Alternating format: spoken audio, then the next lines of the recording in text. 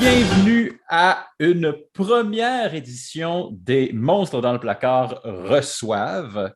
Ça fait déjà un moment à l'émission qu'on parle de faire venir des invités, des experts en la matière pour parler des monstres qu'on a déjà abordés ou peut-être même de nouveaux, de nouvelles tangentes sur les monstres qu'on a déjà couverts ou qu'on veut couvrir. Et le but, c'est pas tant le but, c'est un peu d'approfondir ce qu'on a déjà couvert, mais aussi de juste découvrir du monde pour qui c'est un style de vie. Alors, comme d'habitude, avec moi, il y a Sabrina. Bonjour Sabrina.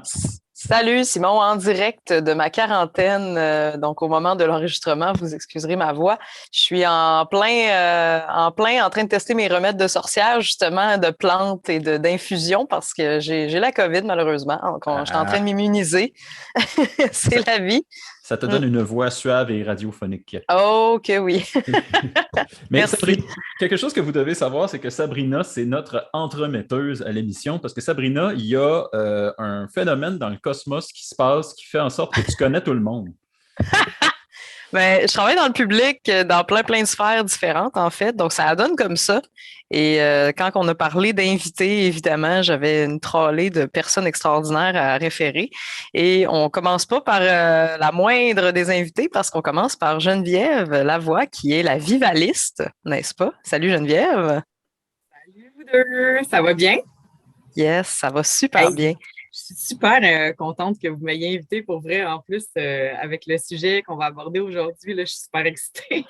Yes. Alors, Geneviève, si je peux me permettre de dresser un mini portrait de ce que je connais de toi et tu pourras rajouter des choses, bien sûr, si j'oublie des trucs. Tu donnes des cours de survie, donc tu sais faire du feu dans le bois. Tu es capable de. Je t'ai même vu faire accoucher quelqu'un en photo. Tu es une vraie sorcière moderne, en fait. On parlait de sorcière, mais ça va plus loin que ça. C'est des savoirs ancestraux que tu as, en fait, et tu vis de ça. C'est pas mal ton métier d'enseigner ça aux gens. Est-ce que, selon toi, une motivation, c'est quoi la motivation des gens d'aller prendre des cours avec toi pour un peu reconnecter à la Terre, j'imagine? Ou... Je vais clarifier une chose là, d'abord. Oui, vas-y. La personne là, avec qui j'ai assisté à l'accouchement, c'était pas dans le bois. OK, non, c'est vrai.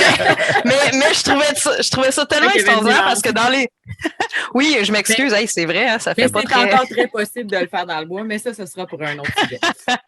Mais quand même, tu as été sage-femme une fois, là, c'est hot, là.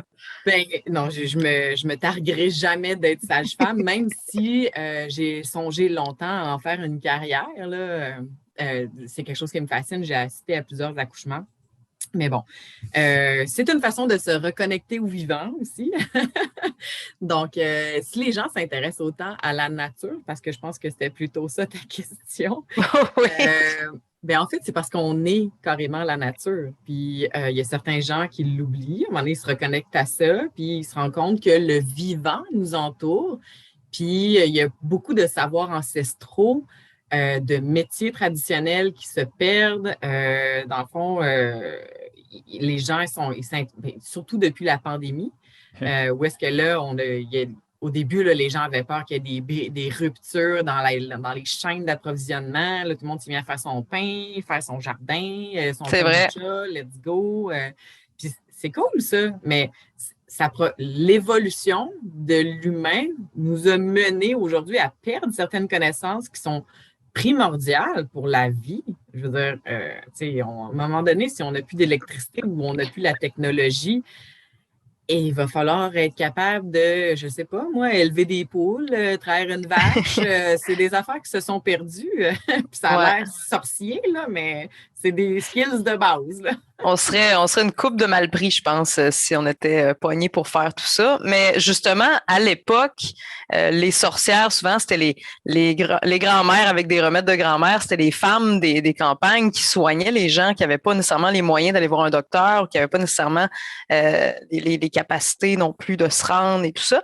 Et c'est drôle parce qu'à l'époque, c'était un peu considéré comme de la sorcellerie de connaître les plantes. Et aujourd'hui, c'est encore un peu ça. Quand on y pense, on trouve que c'est un savoir qui est rare, tu sais. Donc, je sais pas, toi, comment tu vis ça au quotidien? Comment ça a commencé, cette passion-là? Ah, mais écoute, moi, je suis quand même très heureuse de vivre dans l'époque dans laquelle je vis, pas pour cautionner tout ce qui se passe aujourd'hui. Puis j'ai vraiment l'impression souvent de ne pas être née à la bonne époque, justement. Mais je suis quand même chanceuse parce que je ne serais pas ostracisée avec le savoir que je possède. Parce qu'à la base, mettons, on parle de sorcellerie, là. Bien, la sorcellerie, c'est quoi au fond? C'est connaître ou savoir des choses que la majorité des gens ne comprennent pas et qui sont mystérieuses. Donc, puis quelque chose qu'on ne connaît pas, la plupart des gens qui ne connaissent pas tel ou tel truc, ils en ont peur parce qu'ils ne connaissent pas ça. T'sais. Moi, le nombre de gens que je rencontre qui ont peur de la forêt, c'est parce qu'ils ne savent pas comment les écosystèmes fonctionnent, ils n'ont pas le savoir-faire requis pour pallier à toutes sortes de situations, fait qu'ils ont peur. Puis, tu sais, moi, dans le cadre de mon travail, les gens disent: oh, mais toi, tu vis tout le temps dans la peur. Au contraire, c'est pas vrai, là, j'ai certaines craintes, là. Je ne suis pas une surhumaine, mais je pense que j'ai moins peur que les autres parce que je possède un savoir qui m'apporte une sécurité, là. Donc, oui, vas-y, Simon. Ah, j'attendais la fin de l'altercation, mais en fait, oui, mais c'est ça. Tu parles justement de toi, tu verses dans ce savoir-là, mais moi, je suis curieux parce que je ne connais pas du tout ton profil. Je suis curieux de savoir, tu sors ça d'où? D'où tu tiens toutes ces connaissances-là, connaissances ancestrales, tu as dit. D'où ça t'arrive? Oui, ben très bonne question. C'est ce que je sais pas, ça a comme tout le temps fait partie de moi. Moi, je dois vous faire premièrement une confidence. Je pense que j'ai jamais dit ça à personne. Mais En primeur. on peut dire de la musique dramatique, quelque chose. On rajoutera ça au montage. C'est que je pense que la première fois qu'on m'a dit qu'on m'a traité de sorcière, j'avais 8 ans. Wow. Ben voyons. Oui, T'es prédestiné à cette carrière-là très jeune. Oui, exact. T'sais. Puis, je sais pas, c'est bien spécial. Moi, j'ai 40 ans. Et puis, ben, c'est ça. Là, quand j'étais jeune, la société était encore quand même assez chrétienne catholique. Là. Ça fait partie du sujet aussi de la sorcellerie. Puis, ma marraine, donc de baptême, c'était comme la sorcière de la famille. Tu sais. Elle ne sait pas pourquoi, mais quand elle m'a vue, elle a fait comme: ah, ben, je vais devenir sa marraine. Puis, tu sais, c'était pas quelqu'un qui était super, justement, catholique ou croyant ou quoi que ce soit. Puis, elle a eu comme le calling de me prendre avec elle. Puis, déjà là, quand j'étais jeune, tu sais, elle me faisait faire des câlins aux arbres, puis on faisait du yoga, puis on parlait des plantes, on parlait des esprits, on parlait de toutes sortes d'affaires. C'est la spéciale de la famille. Puis, wow! Je ne dis pas que c'est tout à cause d'elle. Je pense qu'elle a vu quelque chose à l'intérieur de moi. Mais je sais pas, c'est comme une sorte d'intuition. Fait que j'avais 8 ans la première fois qu'on a fait comme sorcière! Puis en me pointant du doigt, là, comme de voyons! Quelqu'un qui change de trottoir. Là. Je pense que c'est ça que ça prend pour officialiser. Il faut qu'on pointe du doigt et qu'on change de trottoir. Oui, parce que moi aussi, ça m'est arrivé. Moi, ça m'est arrivé à l'adolescence, mais quand même, c'est de se faire. Donc, je sais pas, c'est peut-être à cause de cette personne-là que j'ai développé ma carrière comme personnalité de l'étrange. Je sais pas trop. Là, mais je pense que tu as une grande sensibilité aussi comme personne. Tu es très empathique, tu es très à l'écoute des autres. Puis ça, c'est une très grande force. Et je pense que ça peut aider aussi en survie d'avoir cette sensibilité-là, de suivre son instinct. C'est pas tout le monde qui se permet d'écouter son petit doigt, tu sais. Ben, effectivement, parce que tu sais, moi, j'ai pas une mission de sauver le monde. J'ai une mission de transmettre des connaissances pour aider à ce qu'un certain savoir ne se perde pas. Puis je me suis questionnée longtemps à savoir pourquoi je fais ça, pourquoi moi, tu sais. Ben, premièrement, j'aime ça. Ça m'apporte un énorme bien-être personnel de connaître ce savoir-là. Parce que quand tu ouvres les portes là, de la connaissance du vivant, de la nature, ben il n'y a pas de limite. T'sais.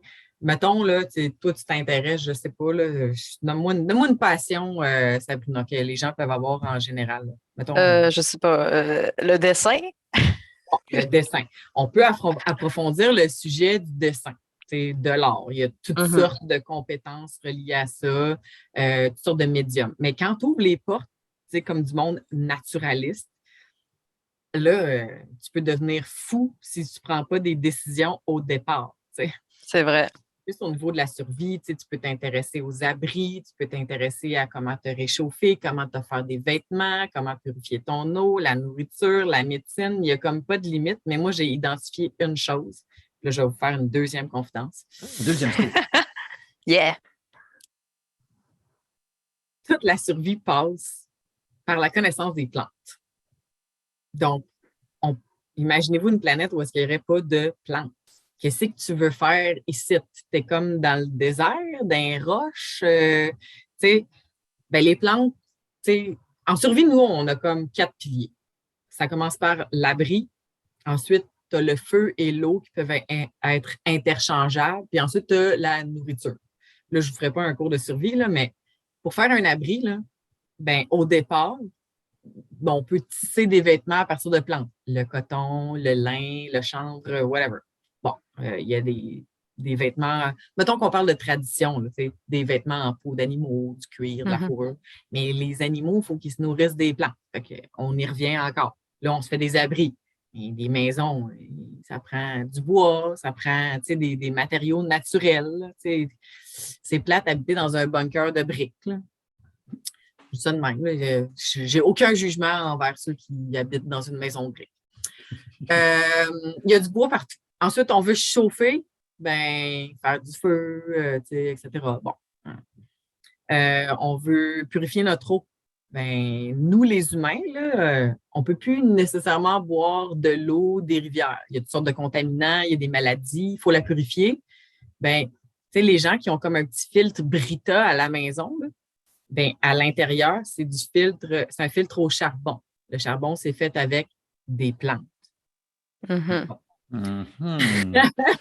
Puis ensuite, on tombe dans la section nourriture, où est-ce que là, tu as tout l'aspect comestible avec les plantes, mais tu as aussi l'aspect médicinal puis utilitaire, toute la construction des objets, qu'on passe de l'arc à se fabriquer une lance, à un panier, name it, là. Donc, toutes les compétences passent par les plantes. Fait que si tu veux apprendre une affaire, apprends à connaître les plantes.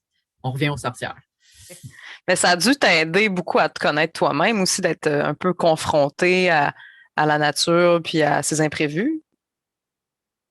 J'aime ça le mot que tu utilises, confronter, parce que il y a une chose que j'ai appris, c'est que la nature, c'est comme, il y a une expression où est-ce qu'on dit mère nature, Pachamama, la grande mère, la nature est souvent associée justement à la femme. C'est une énergie féminine.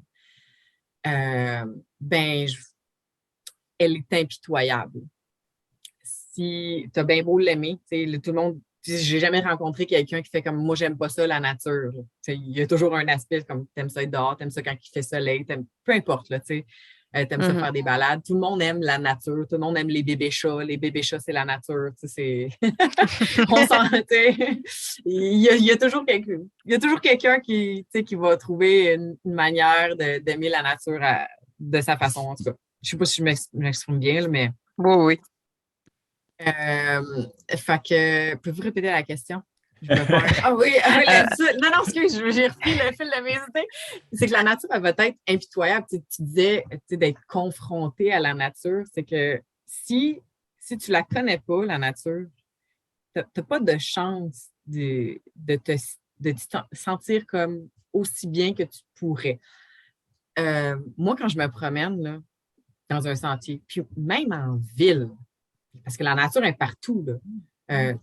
Un exemple, hier, j'en disais avec un ami sur Zoom. Là. À un moment donné, je me revire, il y a un grand-duc qui passe, puis qui vient se poser dans le sol à côté de chez nous. Wow. Quelqu'un qui ne se connaît pas ferait comme, il y a un gros oiseau dans l'arbre. Moi, je suis comme, moi, je peux dire, je le connais, cet oiseau-là, c'est un grand-duc, puis je sais c'est un oiseau qui est nocturne. il vient me visiter, il y a sûrement une raison pour ça, il vient se poser dans le soul. Qu'est-ce que ça signifie pour moi, le soul? Fait que la nature nous offre des messages, puis il faut savoir les lire puis les décoder. Puis à ce moment-là, on n'est plus comme en confrontation. On C'est est comme beau, en ça. connexion. Ouais. Moi, C'est beau, ça. Vas-y, ça. ça me parle beaucoup ce que tu es en train de dire parce que depuis le début de la rencontre aujourd'hui, tu es en train de parler vraiment de choses qui sont extrêmement concrètes. La survie, se construire un abri, les outils, quoi manger, toutes des choses qui sont très, très, je dirais, quasiment scientifiques. C'est juste que les gens ne les connaissent pas. Fait que ça a l'air ésotérique.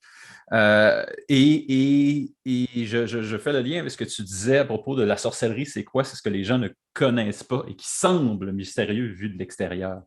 Alors moi, je suis curieux, tu dis que tu as été interpellée comme étant une sorcière à l'âge de 8 ans, et j'aimerais savoir maintenant, pour toi, ce mot-là, sorcière, ça veut dire quoi pour toi?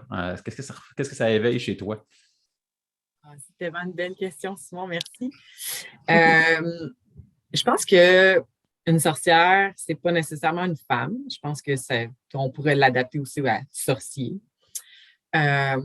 Et c'est quelqu'un qui met tout en œuvre pour faire le bien autour de soi en prenant d'abord l'initiative pour faire un propre ménage intérieur, faire l'inventaire de qu'est-ce qui est important pour partager son savoir. Parce qu'avant de partager quoi que ce soit, il faut s'assurer de le faire dans les bonnes conditions, de faire attention à qui on le partage, quelles sont ses intentions, quel impact ça va avoir. Donc, les sorcières et les sorciers sont souvent des personnes qui sont très vigilants à l'écoute de soi, à l'écoute des autres, puis qui ont une grande intuition aussi. Puis, tu sais, on parle au-delà d'un style de vie, parce que, tu sais, il y en a qui aiment le look, là. Tu sais, on sait qu'il y a un look aujourd'hui, le moderne, le look sorcière. Je trouve ça magnifique. On va en parler d'ailleurs du look. Je trouve ça vraiment génial et tout ça, mais ça vient avec de grandes responsabilités. Donc, pour moi, ceux qui s'identifient comme sorciers et sorcières aujourd'hui, et même jadis, c'est des personnes qui ont des grandes responsabilités parce que ce soit des guérisseurs ou que ce soit des transmetteurs de savoir, des enseignants, il faut toujours trouver la raison pour laquelle on le fait, le faire en toute humilité, sans attendre rien en retour. C'est une merveilleuse parole à transmettre, ce que tu viens de dire. C'est un merveilleux message. Quand on a couvert les sorcières dans notre émission l'année dernière, il y a quelque chose qui est devenu évident au fur et à mesure qu'on en parlait, c'est qu'il nous manquait. Il y a beaucoup de la sorcière qui est basée autour de l'aspect chasse aux sorcières, où là, c'est les autres qui t'imposent le titre de sorcière parce que tu es quelqu'un de bizarre, tu es quelqu'un qu'on ne connaît pas, tu connais des affaires qu'on ne sait pas. Mais il y a une revendication sorcière, il y a une attribution de responsabilité de sorcière à soi-même que je pense qu'on n'était pas en mesure vraiment de couvrir dans l'émission parce que, en tout cas, moi je ne suis pas un sorcier. Sab, le jury est encore en débat. Mais moi, je voulais savoir vraiment cet aspect-là. Comment, on a un peu répondu plus tôt, mais je vais leur poser. Comment on endosse cette responsabilité-là? Tu parlais d'une responsabilité, d'une vigilance. Comment on endosse ça? Je peux juste parler par expérience. Oui. Moi, ça s'est développé avec le temps. Il y a eu des phases dans ma vie où est-ce que j'ai accepté d'être une sorcière, puis d'autres moments où c'est que comme non, j'ai comme plus envie pantoute. Tu sais, quand j'étais plus jeune, justement, tu sais, je m'étais mis comme à tirer au tarot. Puis c'est devenu comme super populaire, là. Toutes mes amies savaient que je tirais au tarot, puis c'était devenu sérieux, là. J'en ai pas fait une business, là, mais tu sais, si j'avais pas mon tarot, là, c'était grave, là. Puis puis j'ai toujours pris ça au sérieux. Tu sais, j'ai jamais pris ça à la légère, tirer quelqu'un au tarot. Puis, à un moment donné, il est arrivé un événement où est-ce que ben, j'ai fait la lecture des cartes, puis je disais toujours qu'est-ce que je voyais. Donc, je ne cachais jamais rien, puis je laissais couler les informations. Puis, à un moment donné, ben, j'ai prédit la mort de quelqu'un. Puis là, j'étais comme, oh, c'est allé loin, tu sais. Puis, ben, c'est arrivé. Puis, j'ai trouvé ça épouvantable. Fait que j'ai arrêté complètement. J'ai mis tout ça sur la tablette. J'ai dit, moi, je ne touche plus à ça. C'est, tu sais, j'ai toujours cru à ce que je disais. Puis les gens venaient me voir. Ils me disaient, ah, tout ce que tu as dit, ça arrive. Nan. Puis, tu sais, je ne me suis jamais enflé la tête avec ça. Je n'ai jamais pensé que j'avais des super pouvoirs ou quoi que ce soit. Moi, je me suis toujours vu comme un vaisseau. Tu sais, de me dire, bon, voici ce que je vois. T'en fais ce que t'en veux, puis advienne que pourra. Bon.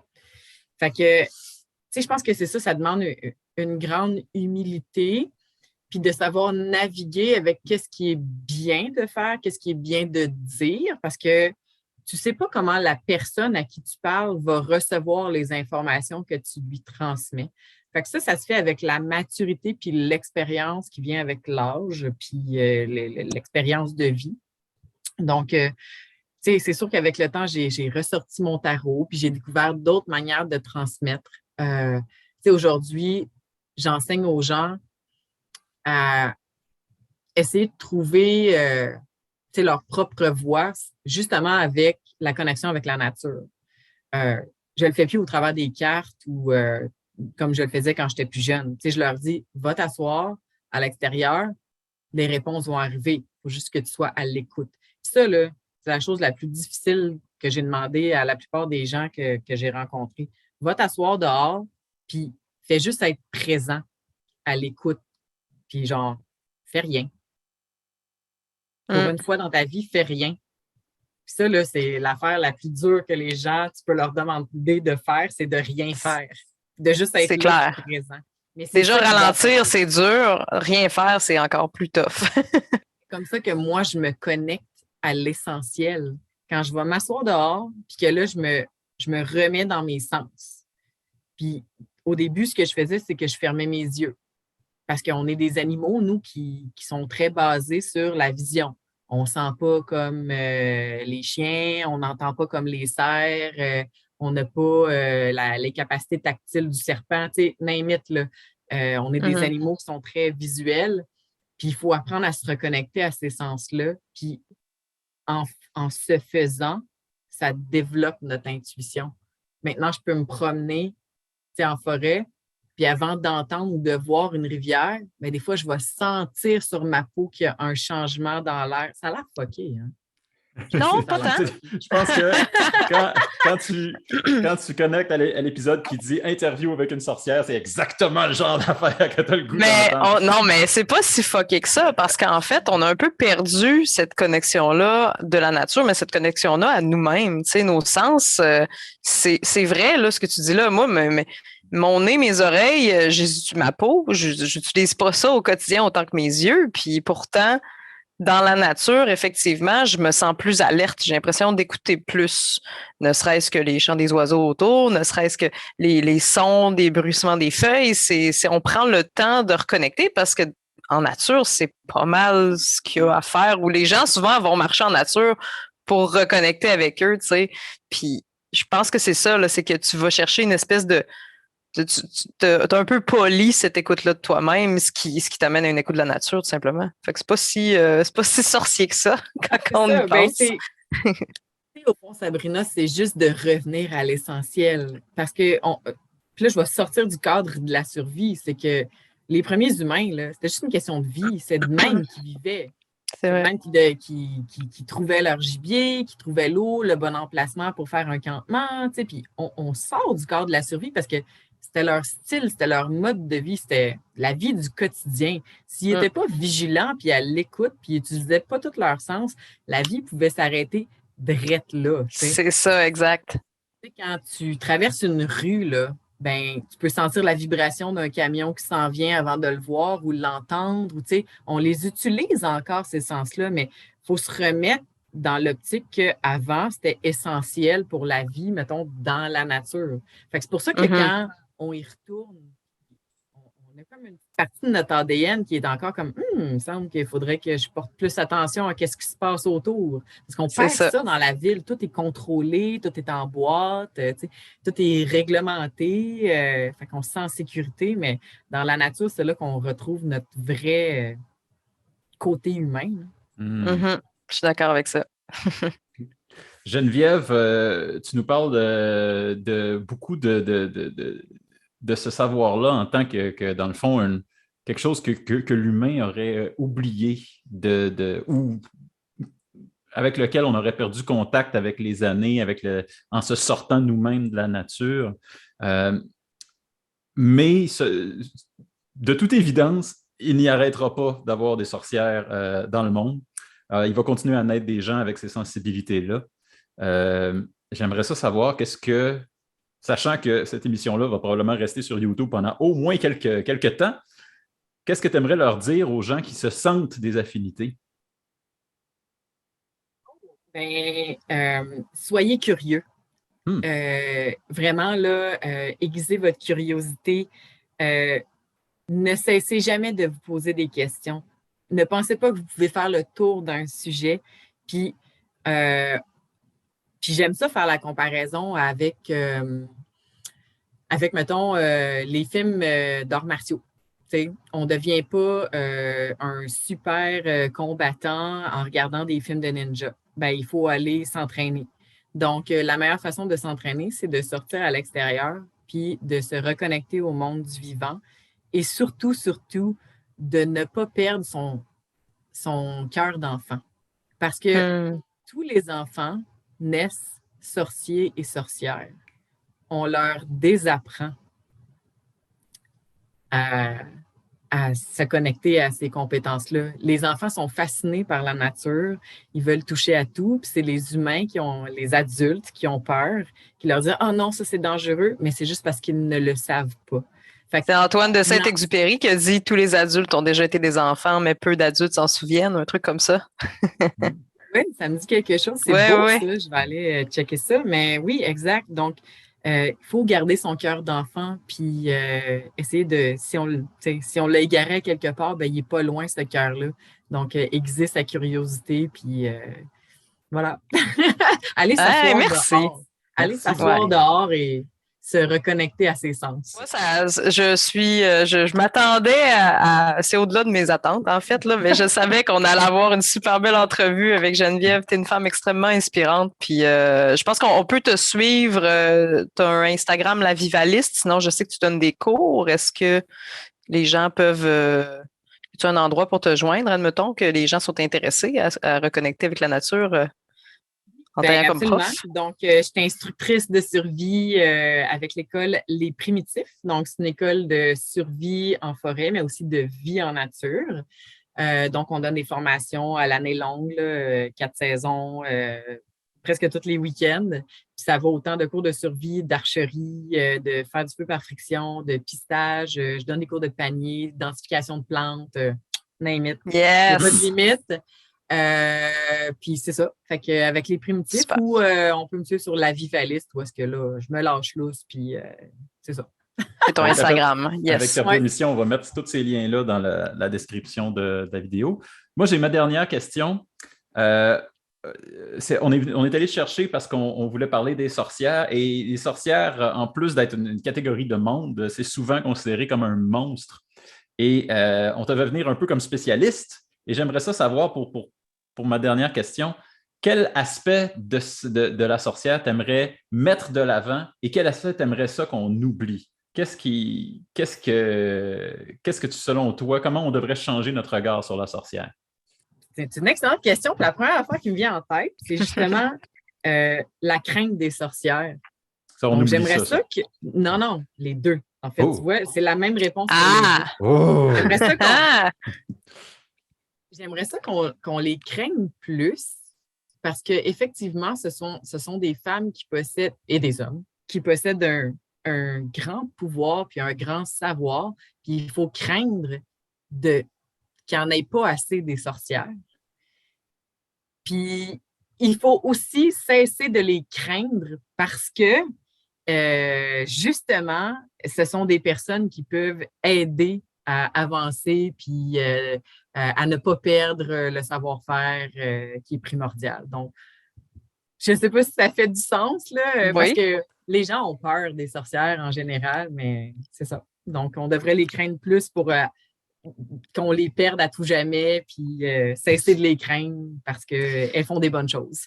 Ben oui, parce qu'effectivement, la majorité des sorciers et sorcières que je connais, des guérisseurs autour, c'est des gens qui veulent partager leurs connaissances, qui veulent aider les gens à avoir une vie meilleure aussi. Donc, c'est à ne pas oublier, je pense, pour les craindre de la bonne façon, je pense. Plus pour avoir du respect pour leur savoir. Geneviève Lavoie, la vivaliste, merci beaucoup, beaucoup de nous avoir rejoints aujourd'hui à l'émission. Merci infiniment d'avoir accepté l'invitation. Je suis vraiment, vraiment contente qu'on ait pu avoir un petit morceau de toi à l'émission et voilà. Happy de l'invitation. Merci à vous deux de m'avoir invité. Puis j'ai hâte de vous suivre dans tous vos prochains podcasts. Yes. Merci beaucoup. Alors, notre première invitée au Monstre dans le placard. Alors, si vous voulez suivre Geneviève, on vous communique tous ces liens vers... rappelle-moi le nom de ton école? Les Primitifs. Les Primitifs. On va le lien vers le site de Geneviève et vers l'École des Primitifs. On vous met ça dans la vidéo et on vous dit à la prochaine pleine lune. Yes.